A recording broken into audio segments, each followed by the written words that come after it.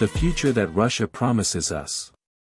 Professor Alexander Dugin, at the forefront of the Russian intellectual elite shaping Putin's government's international policies, says that his nation's grand plan is to restore the hierarchical sense of spiritual values that modernity has buried.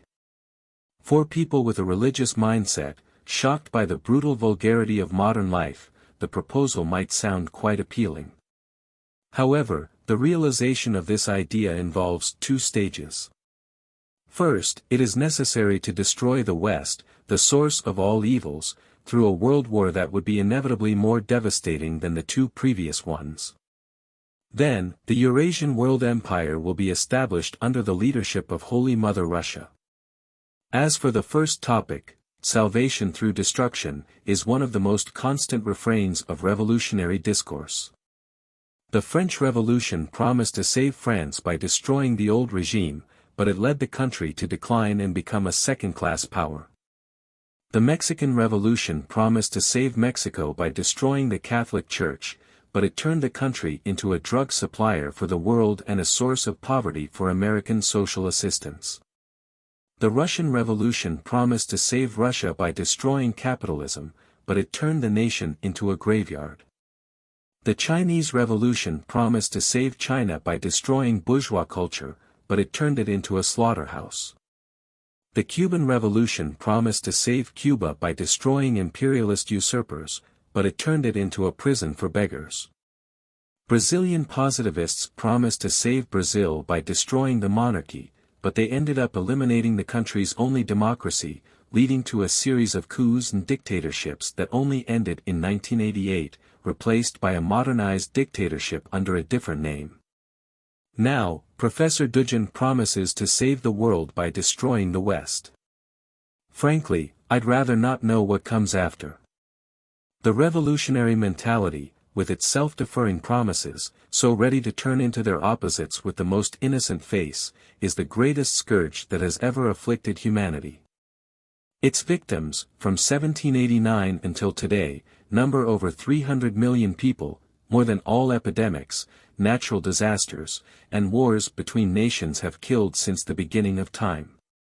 The essence of its discourse, as I believe I have already demonstrated, is the inversion of the sense of time, inventing a future and reinterpreting the present and the past in its light, as if it were a certain and universally accepted premise. Inverting the normal process of knowledge, understanding the known through the unknown, the certain through the doubtful, the categorical through the hypothetical. It is structural, systematic, obsessive, and hypnotic falsification.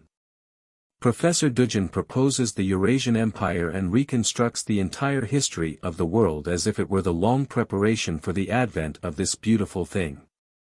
He is a revolutionary like any other, just immensely more pretentious. Regarding the world Eurasian Empire, with an eastern pole sustained by Islamic countries, Japan, and China, and a western pole along the Paris-Berlin-Moscow axis, it is by no means a new idea. Stalin nurtured this project and did everything he could to realize it, only failing because he couldn't create a maritime fleet of the required dimensions in time.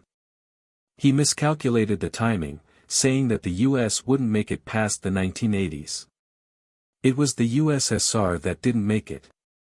As Professor Dugin embellishes the project with appeals to spiritual and religious values instead of the proletarian internationalism that legitimized Stalin's ambitions, it seems logical to admit that the new version of the Russian imperial project is somewhat like a right-wing Stalinism.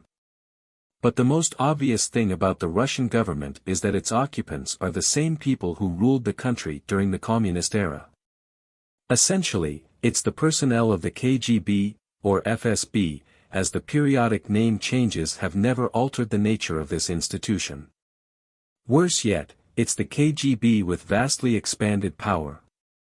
On one hand, while in the communist regime there was one secret police agent for every 400 citizens, today there is one for every 200, unmistakably characterizing Russia as a police state.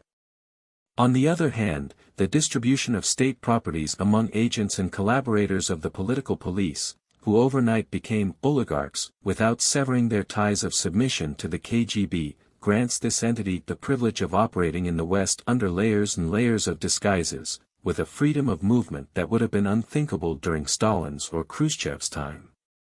Ideologically, Eurasianism differs from communism. But ideology, as Karl Marx himself defined it, is just a garb of ideas covering a scheme of power.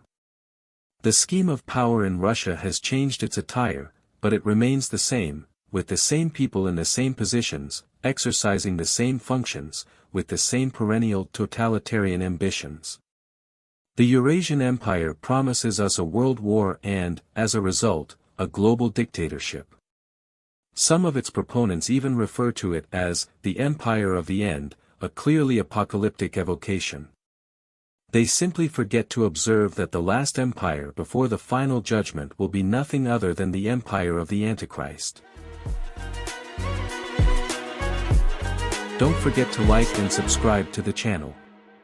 This text was taken from the article, The Future That Russia Promises Us, written by philosopher Olavo de Carvalho in 2011.